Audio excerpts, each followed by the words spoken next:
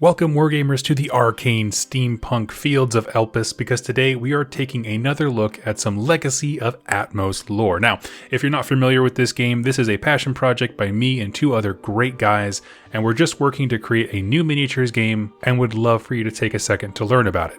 Because today's video topic, Astromancy, is essentially answering the question, how do the magics that humans use within the setting work? How are they discovered? Kind of like, what was the theory and levels of technological progress that allowed this to happen?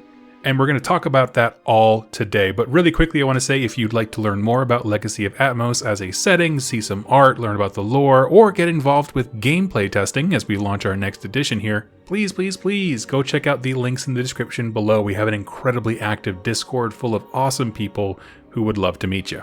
Also, at the time of recording, we do have a lore contest going on where if you write a 1,500 to 2,500-ish word story set in the Legacy of Atmos universe, it has a chance to become canon and you can leave your mark on this fantasy world. Again, details for that are in the Discord.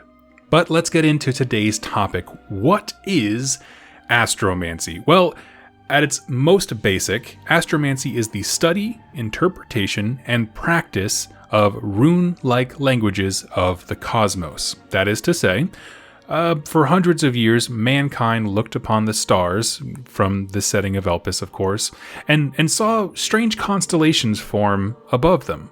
It was found that if you trace out these constellations into runes, meaning you carve them into rock or something like that, weird things can start to happen. Meaning, if you trace a particular rune into a rock, maybe there'd be a forest fire in that area. No one would really know why. Just strange things would start to happen if you traced what you saw in the sky. Now, a lot of people, this is the age of technological advancements. We're getting into kind of the steampunk era, roughly correlates to 1700s in our real world. And a lot of folks are just thinking this is hogwash. Like, it's not repeatable. It's really a difficult thing to test. And so it's just kind of how we often view things like water dowsing or something like that, where there's just a lot of doubt cast about it, scientifically. But an important discovery turned things around. And this was the discovery of Cryalis. Now, we did a whole dedicated video on Cryalis. This is essentially the crystal-like substance that occurs naturally on the planet of Elpis. Humans don't really seem to understand its purpose. Every living thing that's an animal and not a tree or something like that has some measure of Cryalis in it, and yes, that includes humans. It can look like a lot of different things, from rock crystals to sort of an osseous material that we mistake for bone, but everything has this little kind of like soul stone type material in it. The discovery that made Astromancy possible was that somebody at some point learned Cryalis can be turned into an energy source. It's one use, meaning it's a battery you can't recharge, but it can project some level of power.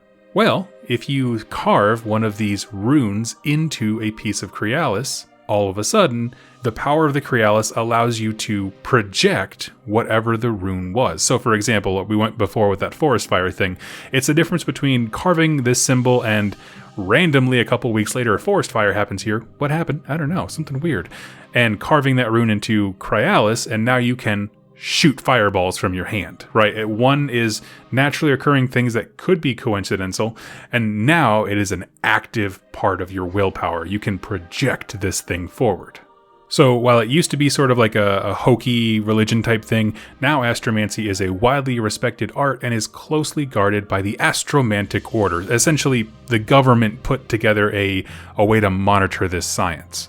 Only members of the Order may study and use the astro runes, meaning what they see in the sky, or use Astromancy, the practical use of using it in battle or something, without being a member is strictly forbidden. And so let's unpack these concepts just a bit. What is this divine language they see in the sky, right? The constellations that they're gazing on.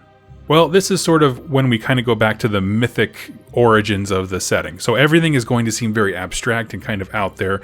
This is not necessarily known to the humans, it's just kind of their understanding. Some of the gods of the setting, the Eldian Titans is what they're technically called, would sort of trace their mark amongst the stars. If there was a constellation they created that they were particularly proud of, they would kind of leave their little signature there. And they would do this all across creation. At the time, they just enjoyed the process of creating things. They were going around making new races, new planets, everything. and they would put a little bit of their essence into this physical manifestation, this constellation that they created. Now later they'd go back and, intertwine galaxies and stuff like that, but then those don't hold the power. It's more just this specific symbol. Again, it's a rune. And so astromancers, once they found one or two of these things and really put the pieces together, if I trace what I see in the sky, put it on a piece of Cryalis, I can use whatever this is. There's no ability to control it. You have no idea what's going on, but there's a connection here. That fired off mankind's natural curiosity. So, to clarify, astromancers will look at a constellation and mimic its shape. Some of these constellations are imbued with the power of a deity, and so by replicating them on Cryalis, they can fire it or project it. The way that I explain it is with a camera metaphor. We look at the constellations. That image is then burned into the Cryalis, kind of like a negative photo, meaning they carve it into the rock itself. And in battle, astromancers use their, I call them projection gauntlets, the diffusers in their hand, the cool little setup they have on their arms, to project that negative onto the battlefield. The constellation appears briefly in front of the astromancer, that's why we have that cool piece of art, and then the power is unleashed. Now there are some variables to this science that they've been able to determine. First of all, the larger the hunk of Cryalis, that crystal, the stronger it'll be. Some constellations are stronger than others. Also, the faction wielding it has considerable measure of control. Some factions like humans are very, we'll say, rudimentary in their understanding, where others, like the Maxodons, are incredibly powerful. Now, right off the bat, I'm sure this raises a million follow-up questions, as I had them when this was first explained to me. And so this is a kind of a Q&A that I went back and forth with the original writer of this concept, Taylor, my co-founder for the game. And so essentially what you're doing is looking out in the stars, you write down the constellations you see. The next day you go to your office, you test to see, does this symbol have power? No. Does this symbol have power? No. And so one of the things that is kind of hard to grasp when it comes to the nature of astromancy is that by definition, humans will have a very limited understanding of it because we have a fixed position in the universe. Meaning when you look at the sky, if there was a planet next to you, they would have a completely different perspective on those same constellations because they'd be looking at it from a different angle. So there's information that we simply do not have access to out there. But the only way we can figure out which constellations have significance is by continuously testing them. And what they've found is that certain symbols really resonate with certain concepts. That is to say, if you write the symbol for, say, Gaia, one of the Eldian titans of life, that's going to focus around healing and rejuvenation. Whereas if you focus on some from the aspects of destruction, like different types of deities, those are going to project destruction magic. And so all of this combines into a very, very loosey-goosey kind of science, because at this point, the Atmos Federation has figured out, okay, we have a new super weapon, one that the Tellus Commune was not expecting us or wanting us to ever have. It's a new kind of warfare, more so than the weapons and the guns that they've created, but their understanding of it is so minute. I kind of liken it to when the world first discovered the atomic bomb and the ground-shaking difference that made in our lives. We had just the faintest understanding of nuclear power and how to wield it when we dropped the bombs. Now we have a much richer understanding of how the science works, how to create safe environments for it, to use it as power, all those kinds of things. But that initial, when you first kind of open Pandora's box and peek in, that's kind of where we find the Atmos Federation at this moment. Because they look at this as oh, Cryalis is a battery. The runes are maybe, the lens or whatever I want to project onto the world, be it destruction or healing or anything like that. But the truth of the matter is, Cryalis is very fundamentally important to the way Elpis functions, and so the Tellus Commune see it as the greatest of sins to touch the stuff. Also, there's the idea that some things were not meant to be known by a lesser species, and that's definitely something the Atmos Federation is butting up against when it comes to the Tellus Commune.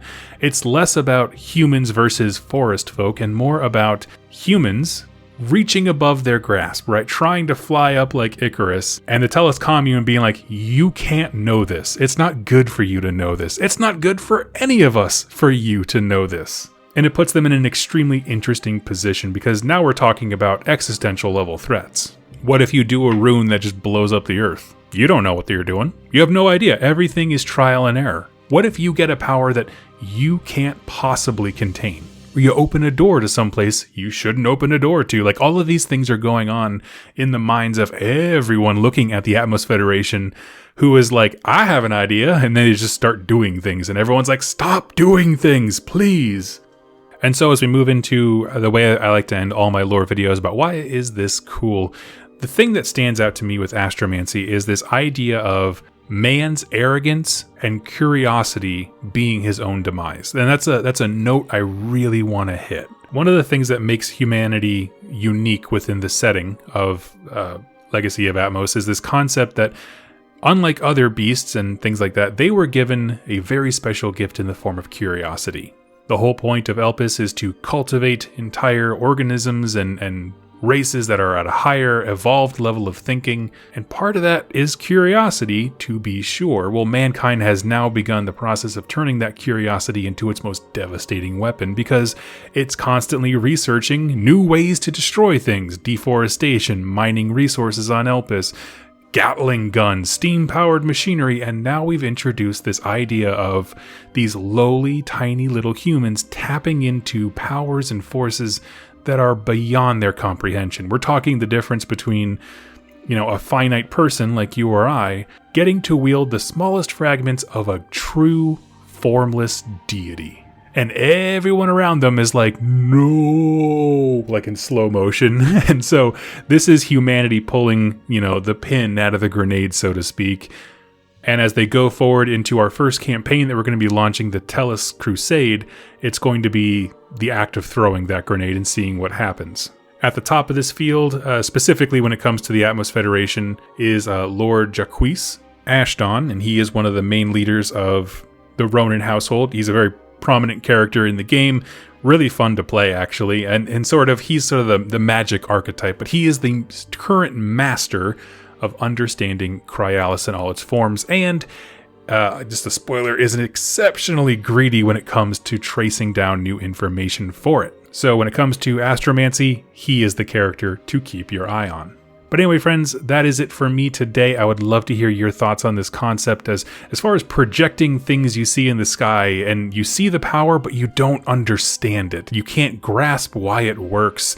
All you can do is keep experimenting until you find out the answers. That's really a thing that I wanted to lean into, is just poking unknowingly into the dark where you should never have. Again, if you're not familiar, Legacy of Atmos is really meant to be a combination of steampunk fantasy and existential horror. There are things going on outside our current planet setting that the humans in this story would shudder to even imagine. And this is just a perfect example of that madness pouring onto the plains of Elpis itself. So if you have questions about it or you'd like to learn more, there's a full playlist for Legacy of Atmos stuff. Lots of lore. I'm working on it more every single week. If there's a question that you have, I would absolutely love to make a video about it. Thank you so much for watching and listening, and I'll catch you next time or in the Legacy of Atmos Discord. Happy wargaming.